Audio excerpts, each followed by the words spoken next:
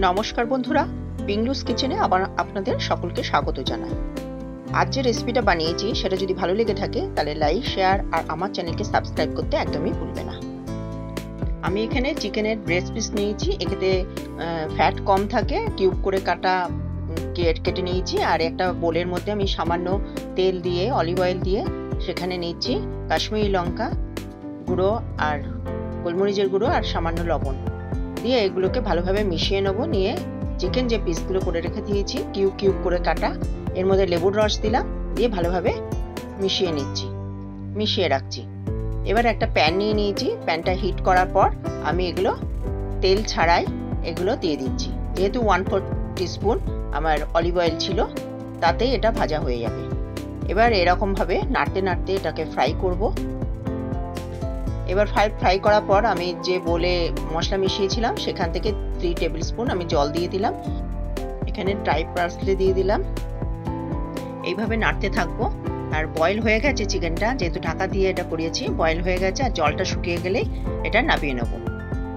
এবার আমি একটা আলাদা প্যানে উইদাউট অয়েলে আমি ক্যারেট, বিনস আর ক্যাপসিকাম দিয়ে সামান্য লবণ দিয়ে একটু সটে করে নেব। এটা হাই ফ্লেমে করতে হবে। এটা হয়ে গেছে, এটা সরিয়ে দিয়ে আবার প্যানের মধ্যে যে চিকেন ভেজেছিলাম তার মধ্যে আমি ব্ল্যাক চানা দিয়ে দিলাম। দিয়ে এটাকে ভালোভাবে নেড়ে নিচ্ছি। সব মশলা একসঙ্গে হয়ে যাবে, মিশে যাবে। তার জন্য এটা আমি লেটুস পাতা নিয়ে নিয়েছি। লেটুস পাতাগুলো আমি বড় বড় করে কেটে নিচ্ছি। আর কারোর যদি এটা ভালো না লাগে তাহলে ছোট ছোট করে কেটে নিতে পারো। লেটুস পাতা কাটা হয়ে গেছে। আমি একটা আলাদা বোল নিয়ে নিচ্ছি।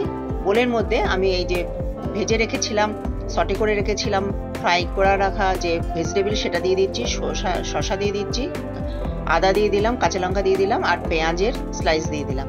দিয়ে ভালোভাবে এটা মিশিয়ে নিচ্ছি।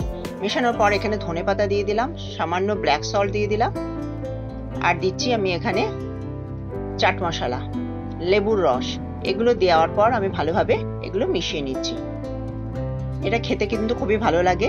লেটুস পাতা দিয়ে দিলাম, লেটুস পাতা যেগুলো কেটে রেখে দিয়েছিলাম, আর চিকেন আর ছোলা দিয়ে দিচ্ছি।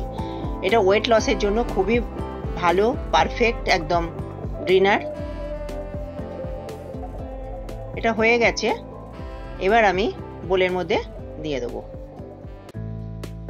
এটা ডেলি যদি খাওয়া যায়, ওয়েট লস অবশ্যই 3 কেজি 1 সপ্তাহে কমবেই। যেটা আমি করি সেটাই তোমাদের আমি বলি।